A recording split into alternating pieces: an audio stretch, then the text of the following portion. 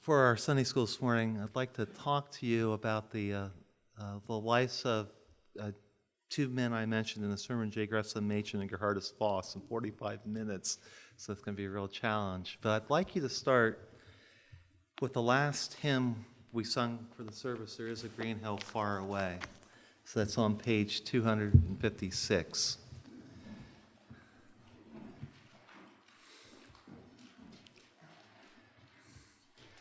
So, in the Revised Trinity hymnal, if you go through all the pages, this is pretty unique. And the reason why is this was the last hymn put in this hymnal. This was going to be the J&R hymnal between the merging of the OPC and the PCA. It didn't happen, but we ended up with the hymnal. But they said, you can't leave out Machen's favorite hymn. The OPC said that.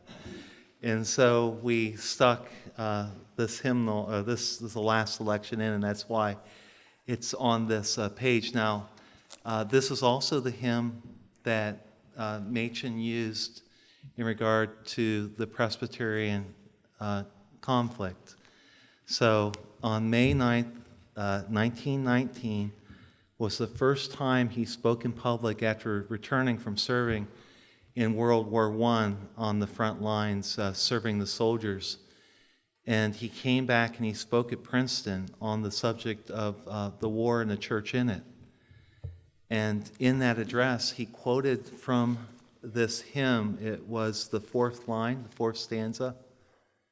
He said that people used to say, there was no other good enough to pay the price of sin. They say so no longer. If any man bravely goes over the top, he is thought to be brave enough to pay the price for sin. And so that's a little background. So we actually, with our four hymns, we were moving from Calvin's favorite, I greet thee who my sure Redeemer art, to the two that were Machen's favorite in the Presbyterian Conflict, and we're saying at his funeral, to Luther's To the Mighty Fortress, which was the hymn of the Reformation. And part of that is because in regard to in the 16th century, the Roman Catholic Church had gone corrupt, and the Lord raised up Martin Luther. In the 20th century, start of the 20th century, the Presbyterian Church was going corrupt, and the Lord raised up Machen. And he also raised up Vos. And so I'm going to try to tie these together for you. So, again, we're kind of time challenged. So I'm going to start in 1903. In 1903 is when Geerhardus Vos and J. Gresham Machen met at Princeton Seminary. So Geerhardus Vos was born in 1862 in the Netherlands, and he ended up teaching at the Theological School in Grand Rapids for 5 years until 1893. And then for the next 39 years, he taught at Princeton Seminary. He was professor of biblical theology for 39 years. J. Gresham Machen was born in 1881 in Baltimore. And so when Machen graduated from Johns Hopkins University in Baltimore, he went to Princeton. And so he enrolls at Princeton. He's there in 1903. Now, things are changing when Machen gets on the scene. So Geerhardus Vos was married in 1894 to Catherine Smith. It was really, how they met was he went to the library so much in Grand Rapids, the public library, that his best friend became the circulation desk person, which is Catherine. There was a little problem, though. She wasn't Dutch, and she was a Methodist, but he fell in love with her. And so part, I think, of his accepting the call to Princeton was he probably needed to leave Grand Rapids because his mother didn't speak English. And it was a little tense and things, but it was also, he was needed at Princeton. So he goes to Princeton, he gets married, And the first couple that calls upon the newlyweds are Woodrow and Ellen Wilson. So Vos was friends with the Wilsons all through this period of time. And so in 1903, and they were still friends. In 1903, someone was talking about JG with me. Hey, thank you. So Johannes was the firstborn. He was born in February of 1903. And think about this. The Vosses got gifts commemorating JG's birth from the Wilsons, Woodrow and Ellen, and from the Warfields, Benjamin and Annie. Could you imagine having friends like this? I mean, so JG was born in February of 1903, and that was really the first year that Woodrow Wilson had moved from being a professor to being the president of Princeton College, and the college had kicked up their president to the seminary, Francis Patton. And so things were changing at Princeton all the way around, because the Presbyterian Church wanted to broaden, they wanted to modernize, and Patton represented a very old-fashioned evangelical model for Princeton College. So it was known as the Ivy League Bible School, and they wanted to rid that reputation, so they put Wilson in. Wilson was the perfect choice in their minds because he had impeccable Presbyterian credentials. His father in the manse, where his father pastored in Augusta, Georgia, where was where the Presbyterian Church was started, of the U.S., the Southern Presbyterian Church, in 1862. And his father remained the clerk there for the next 37 years. And his father also said that when his son Woodrow was ordained as a ruling elder in 1897, there would be no greater honor in Woodrow's life than being ordained as a ruling elder. So they had their perfect person as far as to represent the heritage of the Presbyterian Church, but he was an utter progressive, because Wilson could care less about doctrine. And he really just didn't, it's like, oh, you can believe whatever you want to. Very much sort of like what I described this morning in the sermon, that's Woodrow Wilson. So he takes control of the college, but Machen enters into the seminary where Vos is teaching. And this is right after Vos had lost the most public battle of his life.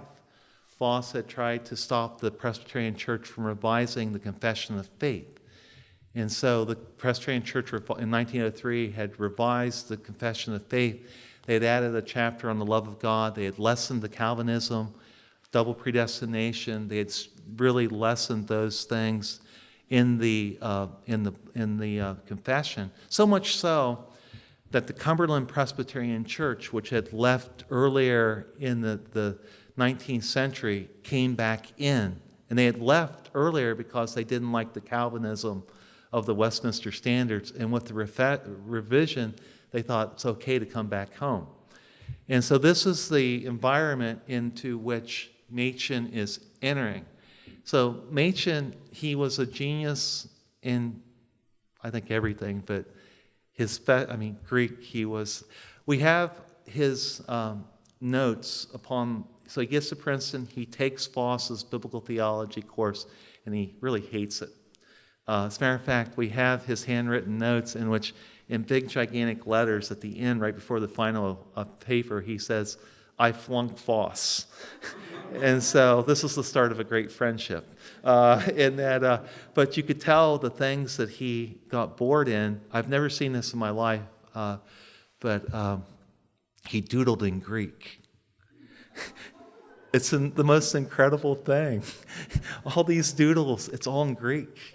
Now I'm going to skip ahead in our story a little bit. But we have that because when he died, Machen died in January 1st, 1937, his brother, Arthur, asked 6 seniors at Westminster Seminary to be the pallbearers.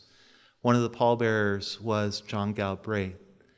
John Galbraith was ordained the next year as an Orthodox Presbyterian minister, and he was 24 years old. He died at the age of 103, and was active in the Orthodox Presbyterian Church to the age of 101. So he was the living bridge to Machen. Him and Machen did everything together. Machen loved baseball, loved football. They would go down, watch particularly the game of the year would be when Princeton played Penn. And the whole student body would go down and watch that football game. Plus, they were down there already where the seminary was, but that's jumping ahead of our story. But at first, Machen took Vos, and he just really didn't understand him. And actually, he knew Vos's brother better than he knew Vos, in that Vos's brother Bert was in the linguistics department at Johns Hopkins, where Machen had just got his Greek degree. And so Machen was trying to describe Professor Vos to his mother. Machen wrote his mother. He was a bachelor, wrote his mother his entire life, and we have all those letters. And what happened was what changed was he heard Vos's Easter sermon. So Vos had a sermon that he preached whenever someone asked, all of us we have our sermons, and particularly if you're a professor and someone asks you have your sermon in the can. Well, Vos's Easter sermon was on John 20 called Rabboni, and it's one of the great sermons. You can read it. And Machen was stunned because it was basically, this is not like Dr. Vos in class. Dr. Vos usually has a better bump of reference theologically and others, but I could tell that Machen was trying to be kind and not tell his mother that he's probably, kind of boring and I probably can't hear him, this little Dutchman up there talking. But this sermon had just electrified Machen, and he was just so giddy about it. And it really changed the relationship between Machen and Vos. So Machen was the best student at the school. And the best student, they always gave a grant to go to Germany to study. So Machen won that grant just as Vos had won that grant in 1885. They send Machen over to Germany for a year, and he's right in the presence of the best theological liberals in the whole world, particularly at that time, William Hermann, and he loved Hermann. I believe Bill Dennison has also done some work on this, but I think a fellow student at the time, in the same when Machen was there, is Rudolf Bultmann. And so, again, there's these amazing things that happen in history where you're sitting there going, okay, so Woodrow Wilson is giving presents to Geerhardus Vos and is J. Gresham Machen's ruling elder. Wilson was Machen's ruling elder for 7 years. Machen is he goes from that to sitting in a class with Rudolf Bultmann. These things, so they bring Machen back to teach Greek because he's phenomenal at teaching Greek. And he basically comes back and he really had to think about what he was. And he really started to come to the conviction that B.B. Warfield and Geerhardus Vos was right about the historic Presbyterian faith. And at that time, Vos was teaching a class called The Messianic Self-Consciousness of Jesus. And in it, he was taking on a school of thought that believed that Jesus didn't know what he was doing, and that going to a cross was a surprise for him. It basically was popularized by Albert Schweitzer, and so that was a very dominant school of thought at the time. And Vos basically said, so this ties into the whole conference we just had, for those of you who were present. Vos was thinking in terms of the deeper Protestant conception that man was created to commune with God. And after the fall, the Lord sent Jesus Christ, the second Adam, that he might pay the price, that we might be forgiven and his righteousness might be imputed, but also that communion bond can take place again. And Vos said in the essence of this class, no one can take to their heart a religious Savior who didn't understand himself. So that he was getting to the heart of they had denied the deeper Protestant conception. And so it didn't strike Machen at that time. Machen was having a really good time. He was teaching Greek. He was at Princeton. He was going to Princeton football games. He was just living it up. And so he was also putting off ordination. I hate to always tell if anyone's under care here, any young men. So he put it off for 8 years, and he didn't get ordained until 1914. But 1914 was a very big year, because 1914 was when Francis Patton retired as the president of Princeton Seminary. And he was 70 years old. And so the question was, who would be the next president? B.B. Warfield wanted to be the president. He was the logical choice. He was a senior faculty member. He was the one. Well, the other choice, if you wanted to broaden the seminary, was J. Ross Stevenson. J. Ross Stevenson had been a pastor in Baltimore, Machen's hometown. But J. Ross Stevenson represented something different. He hadn't even attended Princeton as a student. He had been a McCormick graduate. So why would J. Ross Stevenson suddenly rise to such prominence? Well, J. Ross Stevenson knew how to pick his friends. So in 1909 at Princeton, there had been a student rebellion. And the students were very upset with Machen and William Park Armstrong and others. They really were tired of having to study so hard in Greek and Hebrew. And they wanted the seminary to lessen the courses in Greek and Hebrew and to have more practical theology courses and to have more courses based on the English Bible and not the primary languages. J. Ross Stevenson was a member of the Princeton board. The person he reached out to for help to try to figure out what to do with the student rebellion was Woodrow Wilson, who was in his last year of the presidency of Princeton before going on to become governor of the state of New Jersey the next year, and then 2 years later, the president of the United States. So in 1914, you know who J. Ross Stevenson's reference was to be president? He had the president of the United States saying he would be a good president for the seminary. That's not a bad reference. So the two candidates then, it came down to a one-vote difference. Stevenson was elected president. And so the very first thing that Stevenson did as president is he wanted to put some of the reforms that the 1909 student rebellion, the students had been asking for. So he wanted to change the curriculum and change the amount of hours that the students studied. Now, Princeton didn't charge tuition. It's basically, could you survive? Could you put in the time in the Greek and the Hebrew, and could you survive? And so this was a radical change. And so Warfield was the opponent to these changes. And he had Vos right by his side. They were both agreeing. So here is Machen, one of the youngest members of the faculty. And this is one of the places where Machen blinked. So Stevenson had told Machen, we're going to protect, so this is a compromise from the student rebellion. We're going to protect all the language classes. You in Army are not going to have any Greek classes taken away. The students will still have the same hours of Greek and other things. And so Machen voted for the changes with that understanding. And I think it's one of those things where I think after he voted, probably less than 24 hours later, he utterly regretted what he had done. You sort of get that impression reading Ned B. Stonehouse's biography of Machen.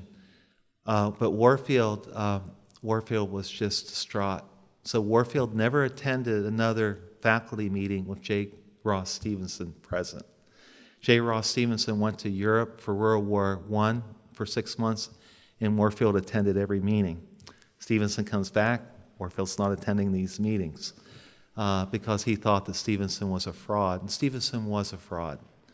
And again, I'm going to run out of time, so we can't talk about him. But World War I happens, and that's really what changes J. Gresham Machen's life. So when the war breaks out, he's too old to enlist as a soldier, which he really wanted to do. And so he got an appointment. Ironically, Stevenson did help him with this. Got an appointment to the YMCA to go and serve on the front lines. Now, in the Machen household growing up, you only spoke French at the dinner table. So he was perfectly equipped to be on the front lines of France, interacting with the Allied soldiers, the whatever they were called, the French and the American soldiers. And so, plus, again, these things are just staggering. So German is like his sixth best language. Who goes to Germany to sit in classes and be a grad student with your sixth best language? And he didn't blink. I mean, as far as it was so easy for him. I mean, those type of gifts are very rare, but Machen had them. And so he goes to the front lines, and it changes his life. It really changes his life in that the chaplains in the churches, sermon after sermon on John 6. Why? Bread rationing. The bread in view in John chapter 6 is literal bread for the war effort. If anything could be the opposite of what Jesus is saying there in chapter 6, that's it. And then he goes, and he's finally out of the Lord, this is the way of the Lord's taking him out of the little place in Princeton. He had been sheltered. And he started to realize, talking to these soldiers stuff, started to realize, this is really, they don't know what Jesus Christ has done, or they believe they can save themselves, and that's why this hymn became important to him. So he comes back home in 1919. Now, Geerhardus Vos had been totally marginalized during World War I. He was a German. Dutch, German, didn't matter to the Princeton students. We're not taking him. Unpatriotic. So they stopped taking his classes.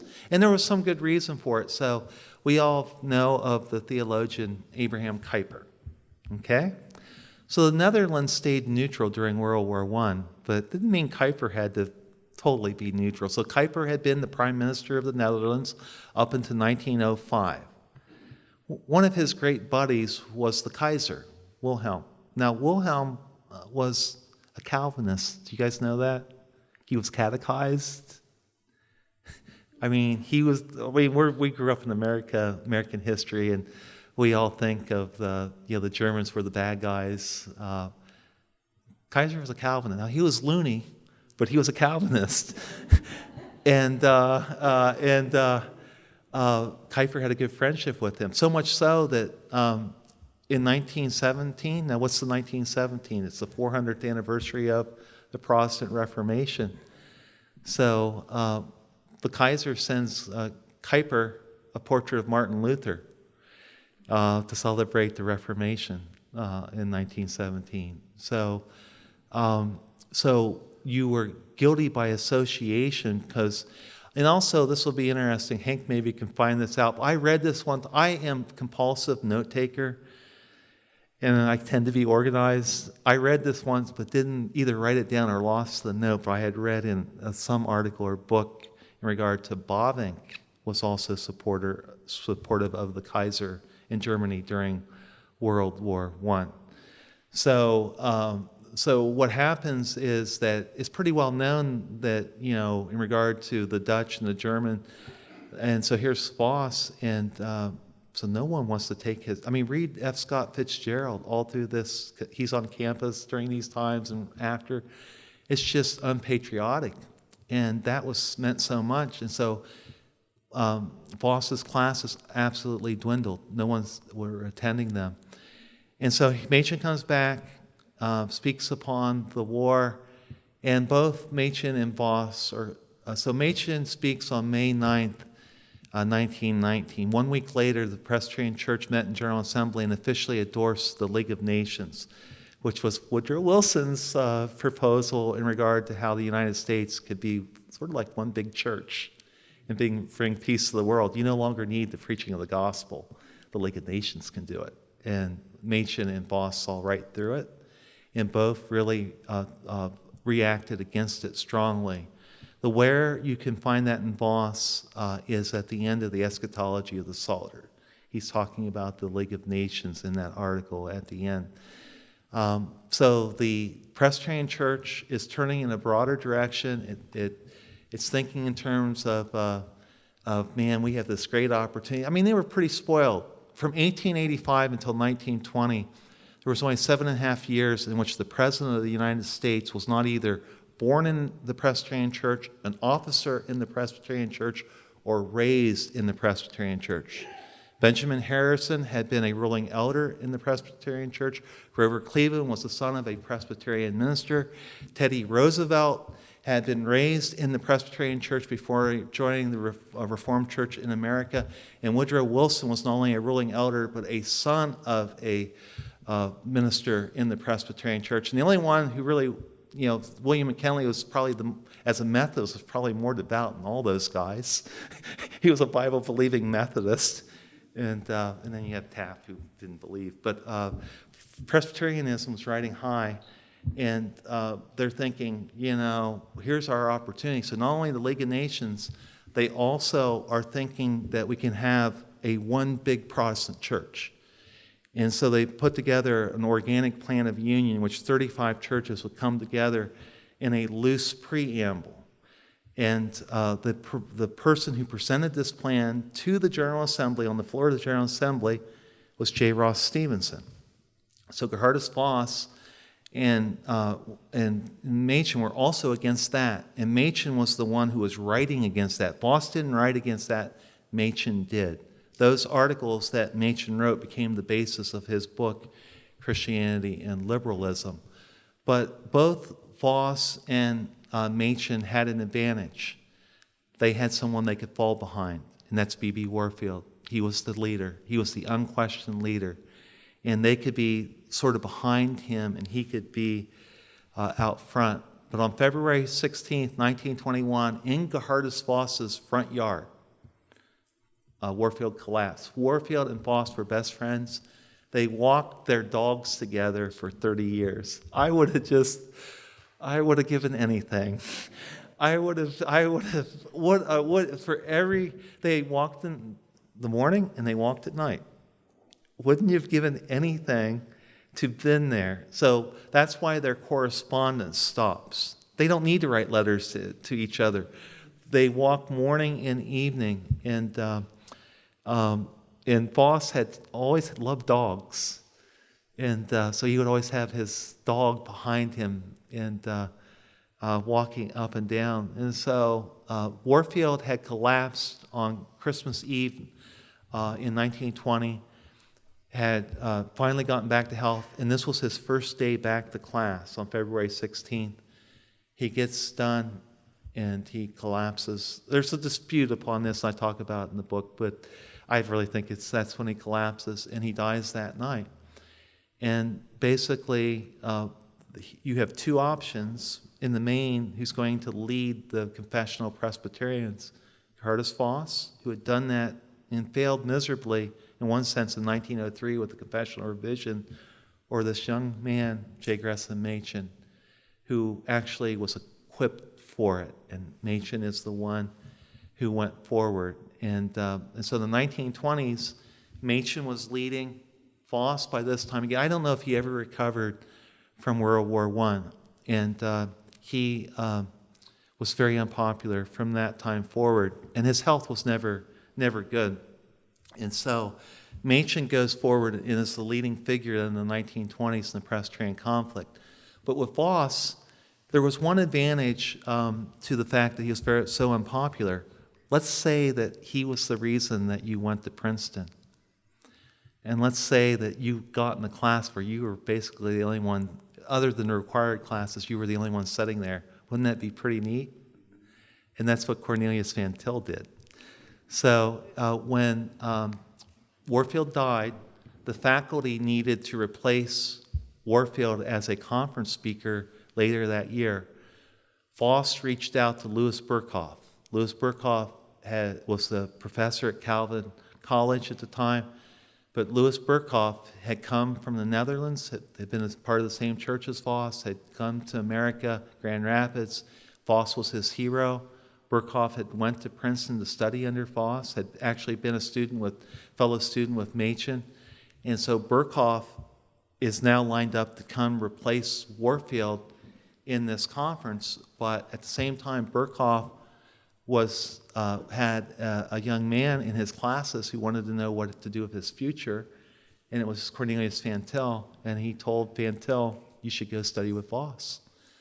And Van Til told his best friend, J.J. DeWard, we should go study with Vos. And DeWard's wife, Hattie, soon-to-be wife, basically said, John came home and he says, we're going to Princeton, because they wanted to go study with Vos. So Cornelius Van Til and John J.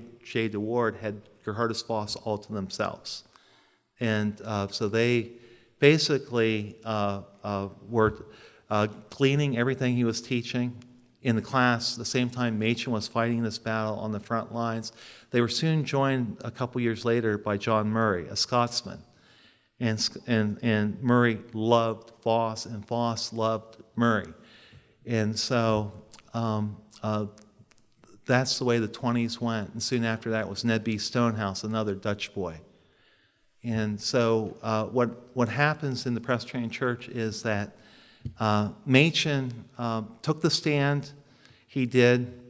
Now, he had written Christianity and Liberalism, published in February of 1923. It didn't sell. It was horrible. It just sat on shelves. I mean, no one wanted it.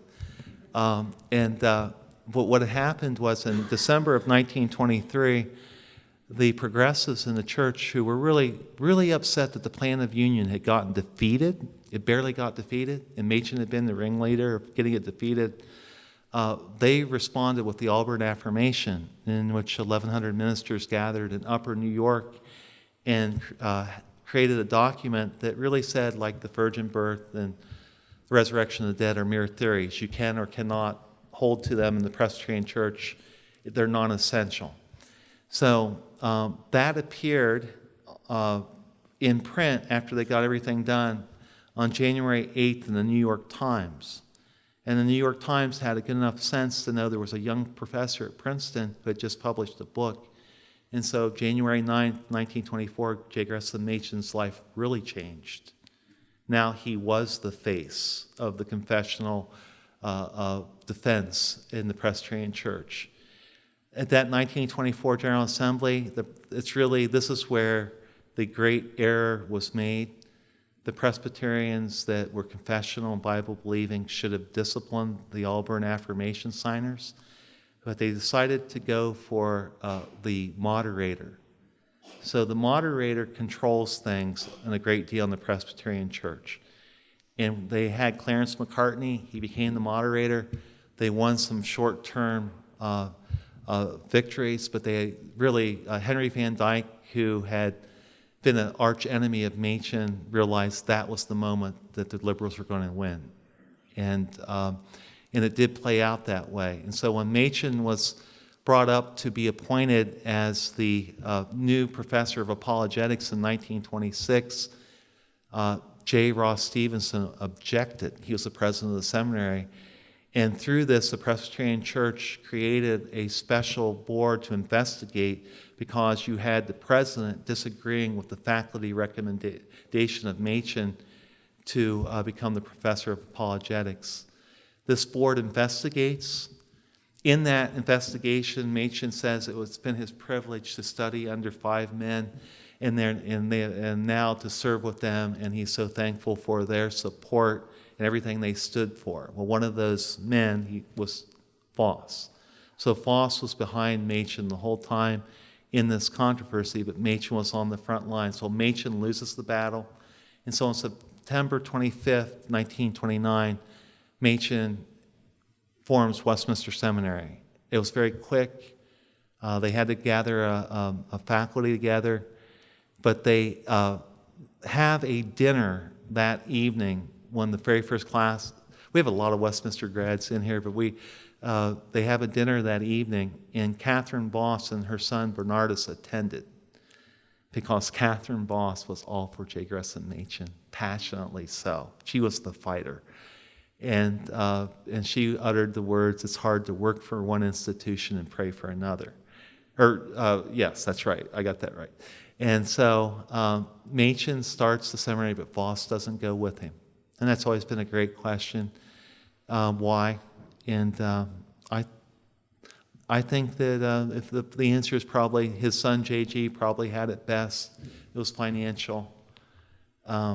He was in very poor health and nearing retirement, and he didn't go. And I think he should have, but he didn't. So, but that actually increased the friendship a little bit between Machen and Vos. They were pen pals, and Vos very, very much admired Machen, and so they kept in regular correspondence for the rest of their life.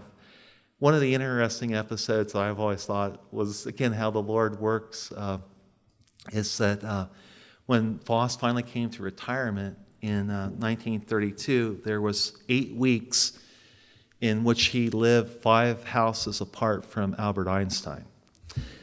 And I've always thought that people were thinking, there's the real genius, when Einstein walked up the street. And I said, no, it's that tiny little bent-over man with a cane walking his dog 5 houses down. There's the genius. But I always wonder, since they were born on the same day, and I wonder if these 2 Germans passed each other if Einstein was a walker.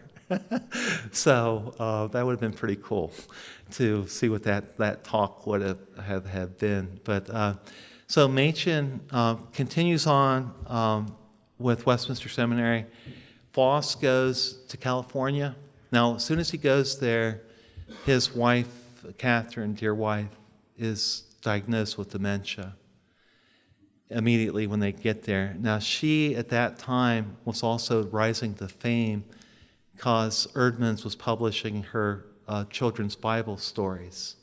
They would end up selling more volumes than anything. All the books that her husband had published of the year combined didn't come close to what his wife sold with this. It was, people loved it. So they would go every summer to Williamsport, to Roaring Branch, Pennsylvania, which is by Williamsport, and they had a rhythm to their life. The post office was 1 mile away, so Vos would walk every day with his children to the post office.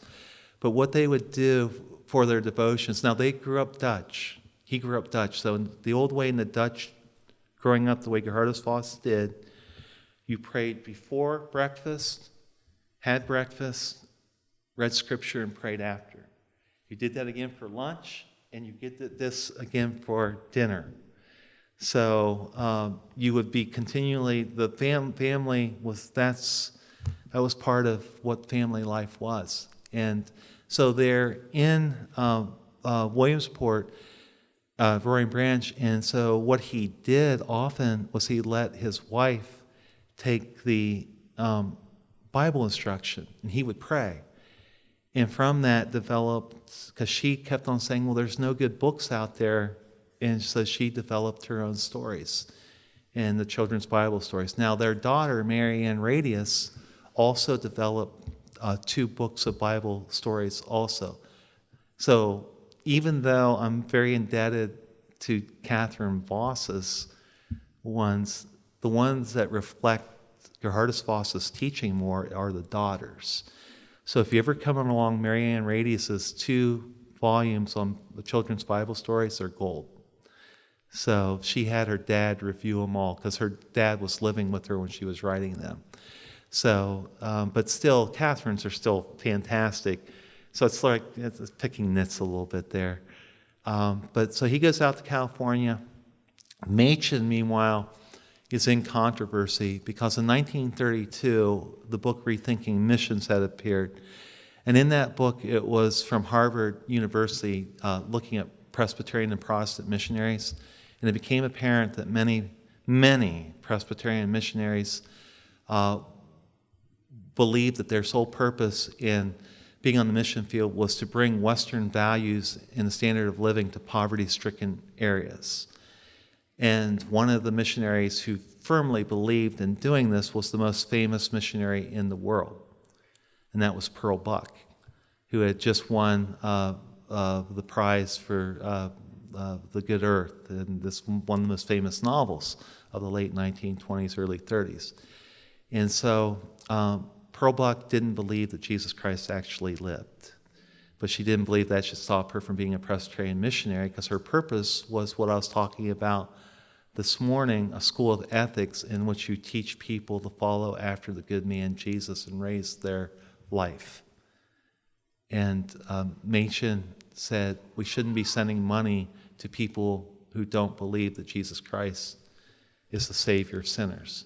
So he started the Independent Board of Presbyterian Foreign Missions to have an opportunity for Presbyterians to channel money to Bible-believing missionaries.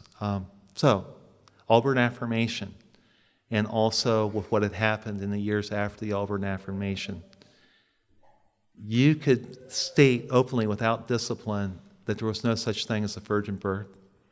There was no such thing as a resurrection from the dead. You could attack those and many other doctrines. But if you didn't put your dollar in the offering plate for the Presbyterian Church, you were sinning and needed to be kicked out of the ministry.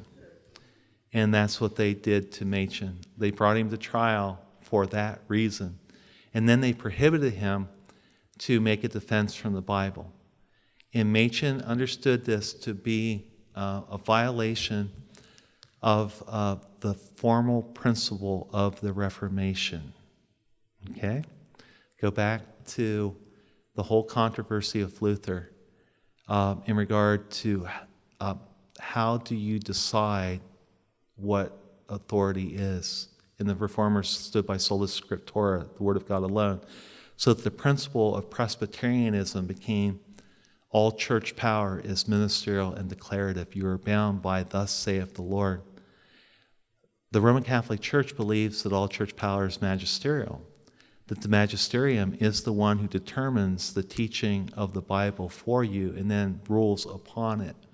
The Presbyterian Church had turned in a Roman Catholic direction in not only bringing J. Gresham Machen to trial, but prohibiting him to turn to the primary authority, the Word of God, to make his defense.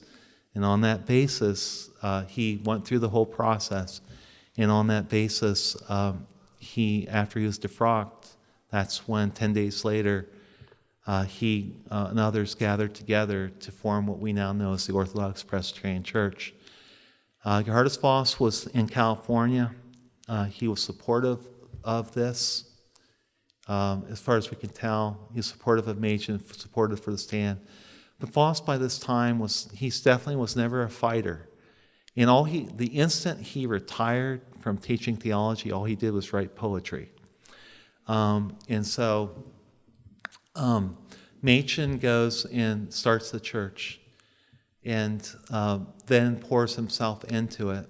A lot of things happen. You'll have to bring me back sometime to talk about all the things that happen. But Machen goes and makes a trip out to the Dakotas over Christmas break to preach at new, young OPC churches. He catches pneumonia, and he dies.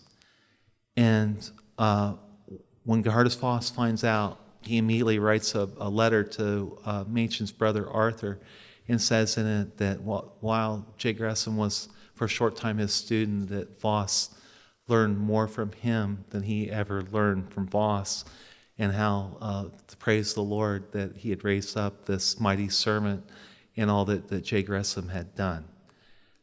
So that was in January of 1937.